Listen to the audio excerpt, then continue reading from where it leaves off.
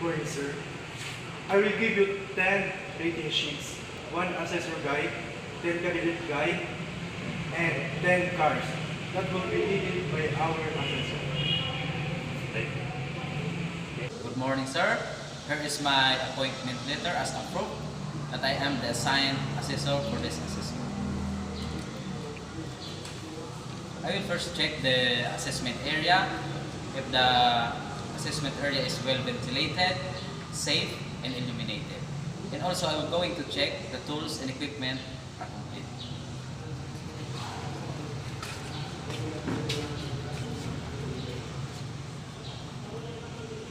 Sir, I check that the tools and equipment are complete and the assessment area is well ventilated, illuminated, and safe. So we can now start our assessment. So these are the documents that you need for this assessment. Here is the 10 rating sheets, 1 assessment guide, 10 cars, 10 specific instruction, 3 attendance sheet, digital assessment, and 10 application form. Thank you. Okay. Good morning, candidates. I am Elmer Bichayda, your accredited competency assessor for automotive servicing in situ. So, here is my ID with number 22-007 as a proof that I am the assessor for your assessment, for this assessment for automotive servicing in situ. So, before we start, I would like to acknowledge the presence of Mr. Rafael Daza, our AC manager. Good morning, sir. And Juco Diaz, a representative from TESDA. Good morning, sir. Okay, so you do not have to worry about their presence. They are here to oversee the conduct of the assessment, whether if the assessment process is in accordance with the prescribed competency assessment methodologies and procedures. So, we will not assess you, I will be the one to assess you. Okay, so before anything else, let me first check your attendance. So, as I call your name, please come forward with your admission slip and you are going to sign this attendance sheet. Okay? Mr. Carlo Nograles.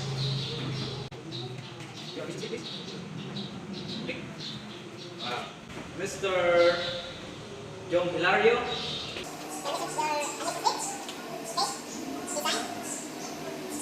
Okay, thank you.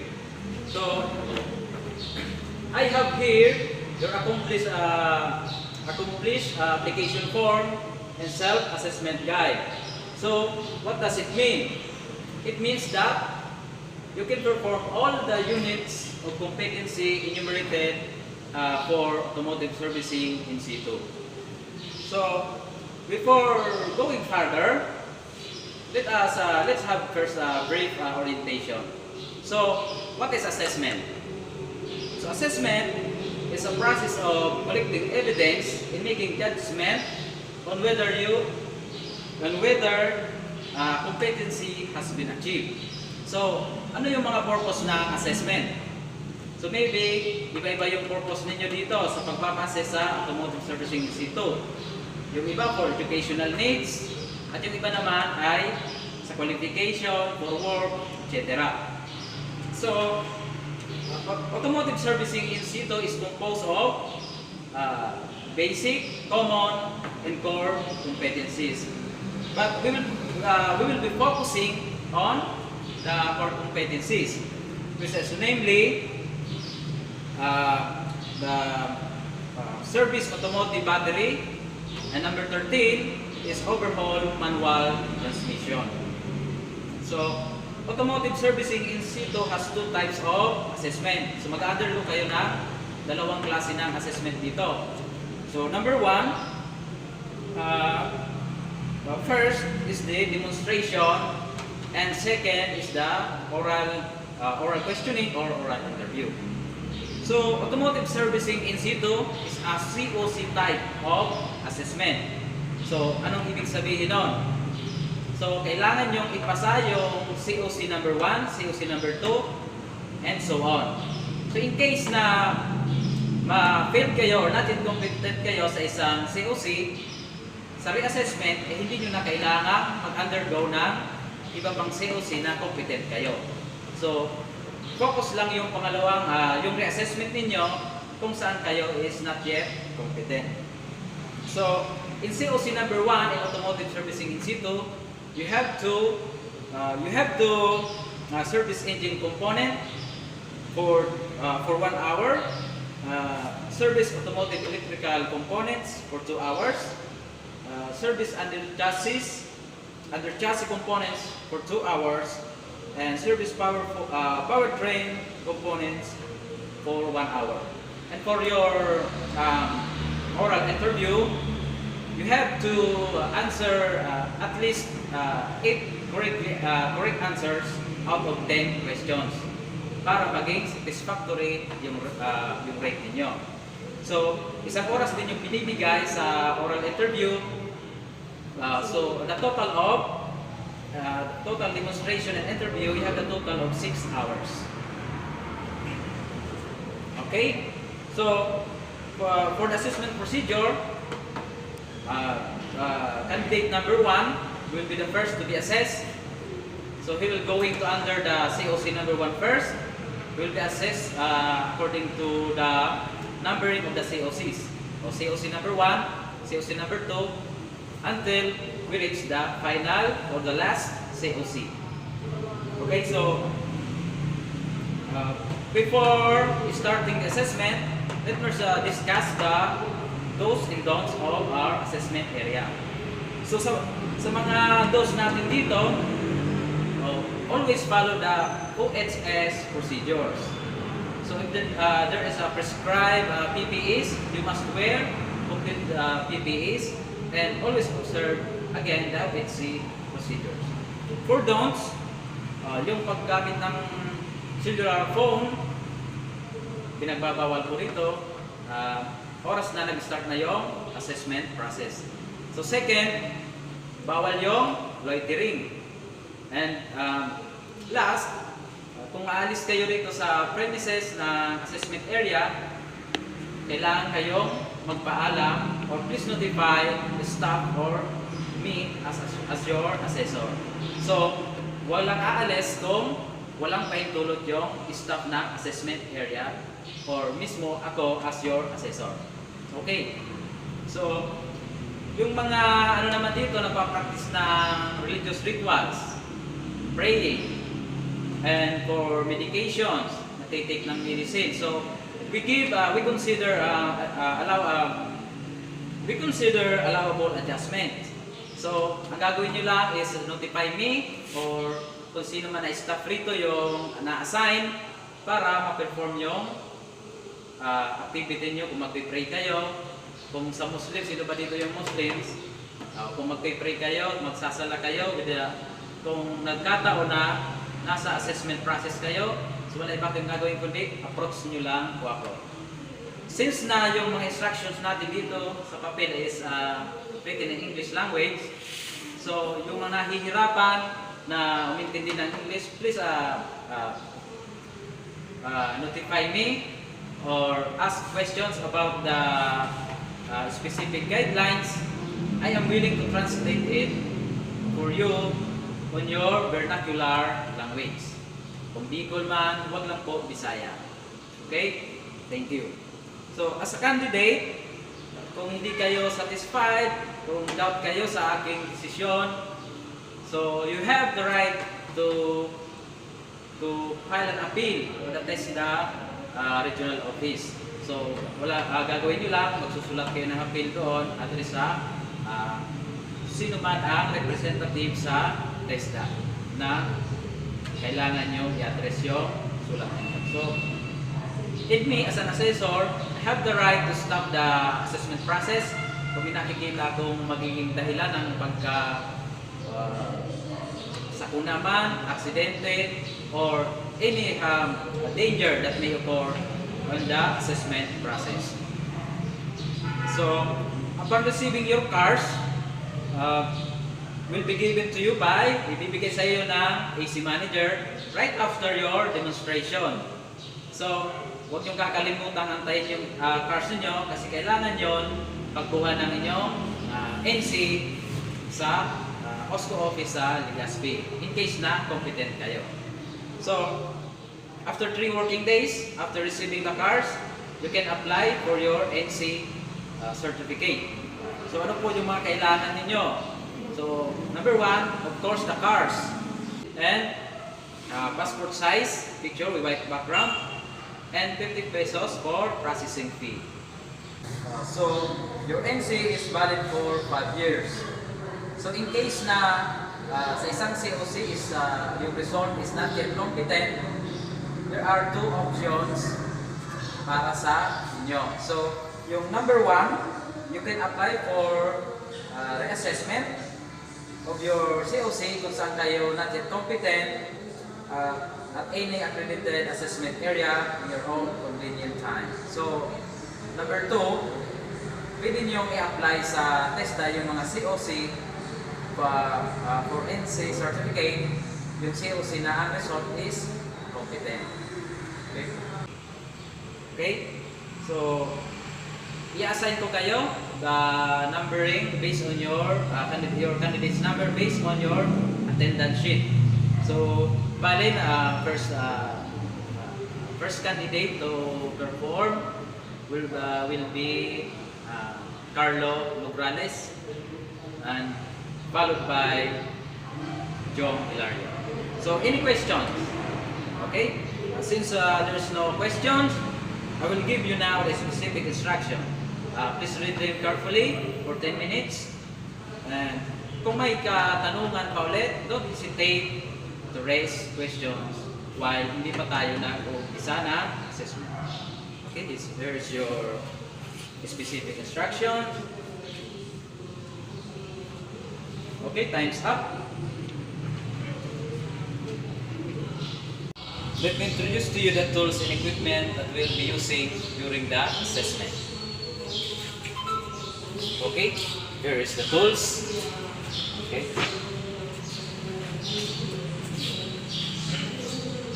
Okay, let's start our assessment. I will call the number 1 candidate, Carlo, while the remaining the rest candidate, Hilario, please wait on the waiting area.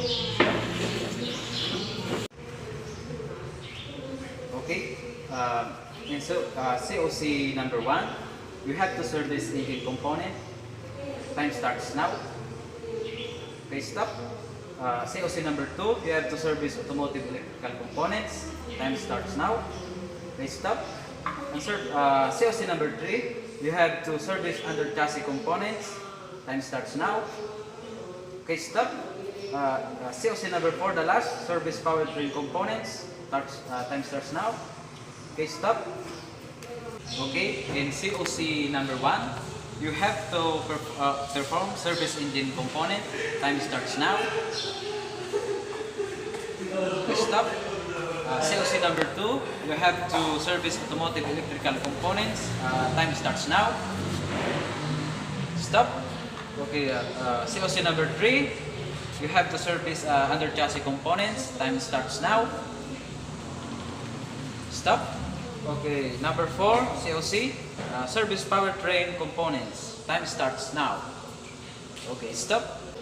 Okay, for your oral interview, you have to answer at least 8 correctly answers out of 10 questions.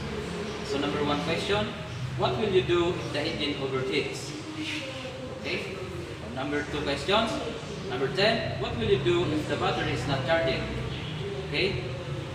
Oral interview, you have to answer at least 8 correctly answers out of 10 questions. So number 1 questions, what will you do if the engine overheats? Okay. What will you do if the battery is not charging? Okay, Carlo, how was the assessment? So, how will you scale your performance from 1 to 10 if 10 is the highest? Okay, so in your demonstration, from COC 1 to COC 4,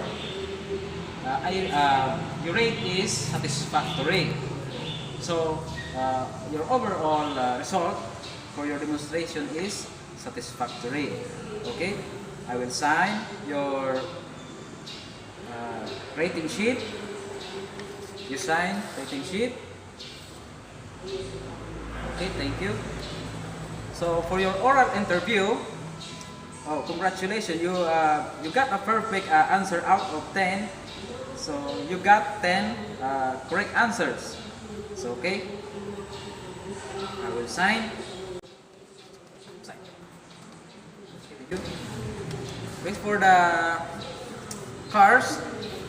So in COC, CO2 up to CO4, you got all satisfactory rate for your demonstration and interview.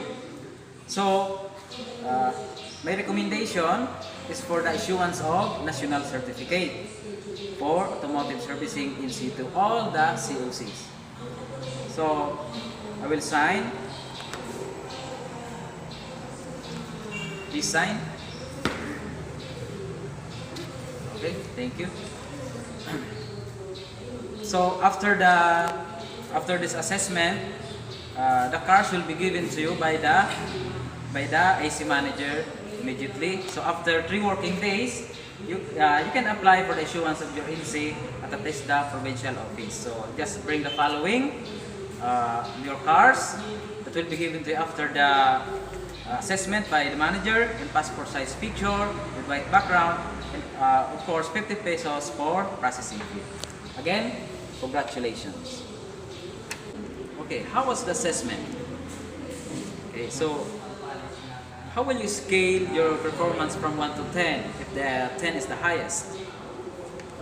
Oh, so okay, in your demonstration, in COC number 1, you service engine component and your rate is satisfactory. In COC number 2, you service automotive electrical components and you are also satisfactory rate. So number 3 COC, service under chassis components, your rate is satisfactory. However, the COC number 4, service powertrain components, I found out some faults, some errors that you had made. So your overall result for your demonstration is not satisfactory. Okay, I will sign. Sign. For your oral interview, you got 5 correct answers out of 10 questions. So you are not satisfactory. I will sign. Sign. COC number 1, COC number 2, and COC number 3, you got satisfactory rate in your demonstration, while in COC number 4, you are not satisfactory. And also, your oral interview is not satisfactory. So, my recommendation for you is the issuance of COC 1, 2, 3, and for reassessment on COC number 4. Okay, I will sign. Sign. Okay, your cars will be issued by assessment center manager after the assessment, and after 3 working days, you can apply for the issuance of your you can apply for your NC on the provincial TESDA office for the COC that you are competent. But however, in the COC that you are not yet competent, you can apply for the reassessment at any assessment accredited area, accredited center, I mean, for your convenient time. So just bring the following requirement: the cars, passport size with white background picture, and 50 pesos for processing fee. Okay, congratulations. Thank you. Sir, I have here to return the 3 copies of attendance sheet, 10 copies of application form, 10 copies of filled up assessment guide, and 10 candidates guide, 10 copies of candidate guides, and 1 copy of assessor guide, and 10 copies of cars. Thank you, sir. Okay, candidates, please sign this evaluation sheet for our assessor.